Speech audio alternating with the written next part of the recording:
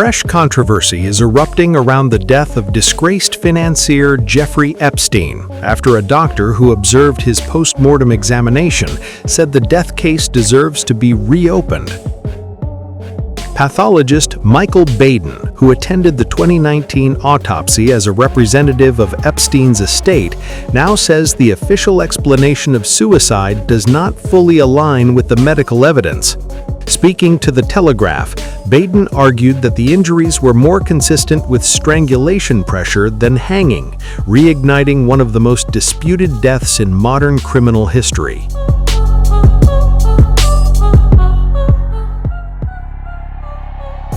Michael Baden stresses he did not perform the autopsy himself, but observed the examination and reviewed the findings in detail. According to his comments reported by The Telegraph, he believes the information available at the time was insufficient to reach a final conclusion. He says both he and the original examiner agreed more data was needed before declaring the manner of death. Despite that, the case was later officially ruled a suicide while Epstein was awaiting trial on sex trafficking charges, a decision that has remained controversial ever since. The debate has intensified following massive document releases tied to the United States Department of Justice investigation into Epstein's network. Among the materials is surveillance footage from the night he died inside his jail cell. Observers quickly noticed what appears to be a missing minute in the video timeline, a gap that conspiracy theorists argue could represent a critical window. While officials have dismissed sinister interpretations, the missing segment continues to fuel suspicion online. Another clip from the same night shows an orange object moving near Epstein's cell, which some internet investigators have speculated could be a person in prison clothing. Authorities have never confirmed that interpretation, but the imagery has circulated widely, keeping public attention fixed on the circumstances of his death. Michael Baden maintains that unanswered questions like these justify a renewed forensic review, especially given the global impact of the Epstein case. A redacted version of the post-mortem report released months later added more intrigue.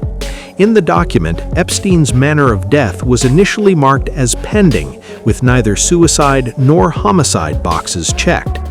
Baden says his own professional findings at the time were inconclusive.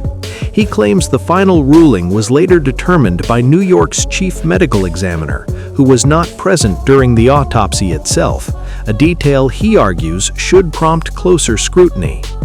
That examiner, former New York Chief Medical Officer Barbara Sampson, has firmly rejected Baden's interpretation. She publicly stated she stands by her conclusion that Epstein died by hanging and that the manner of death was suicide. The clash between two high-profile forensic voices has turned the case into a long-running medical and legal standoff, one that continues to divide experts. Since Epstein's death in August 2019, the release of millions of investigative files has kept the scandal alive in public memory. Each new batch of records revives debate over how such a high-profile inmate died under federal supervision. Legal commentators note that the combination of celebrity connections, sealed documents, and jailhouse failures created a perfect storm for enduring suspicion. Michael Baden insists his position is not about conspiracy, but about scientific certainty. He argues that when a death carries this level of public consequence, ambiguity should not remain. Whether authorities will ever reopen the case is unclear, but his renewed call ensures that the Epstein death investigation, years later, remains one of the most contested forensic cases in recent history.